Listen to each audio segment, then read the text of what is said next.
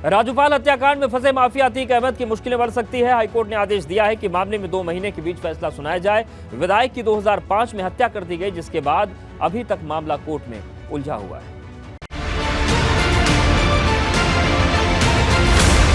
Mafia Atiq की मुश्किलें बढ़ी। कोर्ट 2 महीने में सुनाएगा फैसला। बसपा विधायक की हुई थी हत्या। अतीक और उसके भाई हैं आरोपी। राजूपाल मर्डर केस में इलाहाबाद हाईकोर्ट ने प्रयागराज की स्पेशल एमपी एमएलए कोर्ट को 2 महीने में फैसला सुनाने का आदेश दिया है। मामले में अतीक अहमद और उसके छोटे भाई खालिद असीम अशरफ पर साजिश करने का आरोप है। बीएसपी के तत्कालीन विधायक राजूपाल की हत्या के मामले में पूर्व बाहुबली सांसद अतीक अहमद और उसके छोटे भाई पूर्व विधायक खालिद अजीम उर्फ अशरफ को आरोपी बनाया गया था। राजूपाल की हत्या के बाद अतीक अहमद को सांसद रहते हुए जेल जाना पड़ा था। इस मुकदमे की सुनवाई तमाम कानूनी पेचीदगियों के चलते लंबे अरसे तक रुकी हुई थी। बाद में सुप्रीम कोर्ट ने मामले की जांच सीबीआई को सौंप दी थी। इस मुकदमे का ट्रायल इन दिनों प्रयागराज की स्पेशल एमपी एमएलए कोर्ट में चल रहा है। बसपा विधायक राजूपाल की 25 जनवरी 2005 को हत्या हुई थी। इलाहाबाद शहर पश्चिमी से बसपा विधायक राजूपाल दोपहर 3 बजे के करीब स्वरूप रानी नेहरू हॉस्पिटल से वापस आ रहे थे। राजूपाल अपनी क्वालिस गाड़ी से थे, जबकि दूसरी स्कॉर्पियो गाड़ी में 4 लोग थे। दोनों गाड़ियां सुलेम सराय जीटी रूट पर अमितोदीप मोटर्स के सामने पहुंची ही थी कि एक गाड़ी राजूपाल की गाड़ी के आगे आ गई। एक ही पल में 5 हथियारबंद सामने वाली गाड़ी से बाहर आए और फायरिंग शुरू कर दी। 3 लोग राजू की गाड़ी पर ताबड़तोड़ गोली बरसा रहे थे, जबकि 2 हमलावर पीछे वाली स्कॉर्पियो पर फायर झोंक रहे थे। जब शव का पोस्टमार्टम हुआ तो राजूपाल के शरीर से करीब 1.5 दर्जन गोलियां निकाली गई। इसके बाद मामले में राजूपाल की पत्नी पूजा पाल ने तत्कालीन सांसद अतीक अहमद, उनके भाई अशरफ और 3 अन्य के खिलाफ गंभीर धाराओं में केस दर्ज कराया था। बीएसपी के तत्कालीन विधायक राजूपाल की हत्या 25 जनवरी 2005 को प्रयागराज के सुलेम सराय इलाके में की गई थी। फिल्मी अंदाज में अंजाम दी गई इस हत्या से प्रयागराज ही नहीं बल्कि पूरे देश में सनसनी फैल गई थी। तत्कालीन मुलायम सिंह यादव की सरकार पर सवालिया निशान खड़े हुए थे। कानून व्यवस्था को लेकर मुलायम सिंह यादव की सरकार को आलोचनाएं झेलनी पड़ी थी। दरअसल साल 2004 के लोकसभा चुनाव में बाहुबली अतीक अहमद प्रयागराज की फूलपुर सीट से सांसद चुना गया था। सांसद चुने जाने के बाद उसने प्रयागराज की शहर पश्चिमी की अपनी परंपरागत सीट से इस्तीफा दे दिया था। साल 2005 से ये मामला कोर्ट में चल रहा था।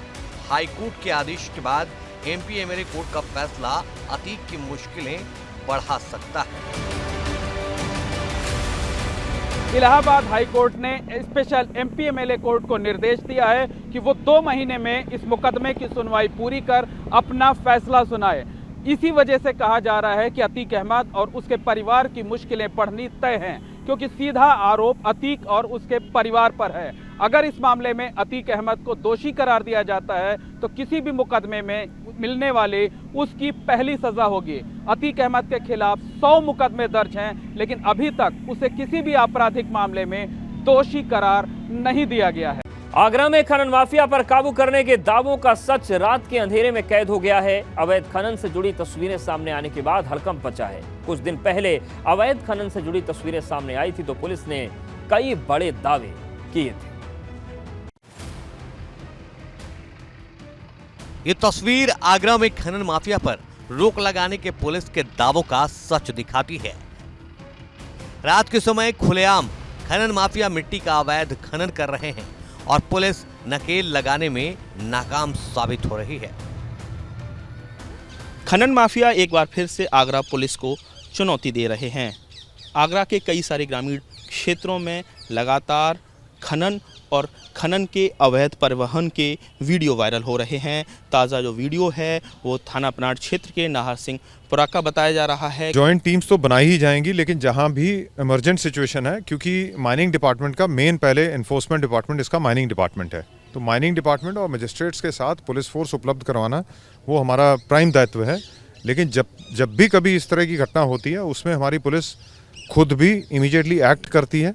और ये भी जो वीडियो वायरल हुआ है इसमें 2 ट्रैक्टर जो हैं वो पुलिस ने पकड़ के उनके खिलाफ सख्ती से कार्रवाई कर रहे हैं और जो तीसरा है वो भी ट्रेस हो गया, उसके खिलाफ भी सख्ती से कार्रवाई होगी। दरअसल आधा दर्जन से ज्यादा ट्रैक्टर पीनाहट के नाहर सिंहपुरा के पास फर्राटे भर रहे हैं। रात के समय खुलेआम खनन माफिया मिट्टी का अवैध खनन कर रहे हैं। अवैध तरीके से खोदी गई मिट्टी से प्रॉपर्टी डीलर की जमीन का भराव किया जा रहा है। ये सब लगातार 2 दिन से जारी है। इस मामले का आगरा के पुलिस कमिश्नर ने संज्ञान लिया है। उनका कहना है कि 2 ट्रैक्टरों को सीज कर दिया गया है, तीसरे ट्रैक्टर को ट्रेस किया जा रहा है। कुल मिलाकर ये देखा जा रहा है कि आगरा के कई सारे थाना क्षेत्रों में लगातार खनन माफिया एक बार फिर से एक्टिव हो गए हैं। ऐसे में ज़रूरत इस बात की है कि एक बार फिर से खनन विभाग, प्रशासन और परिवहन विभाग के साथ Agra police joint task force बनाए और इन खनन माफियाओं पर एक बार फिर से लगाम लगाए। आगरा से नितिन उपाध्याय, ABP गंगा।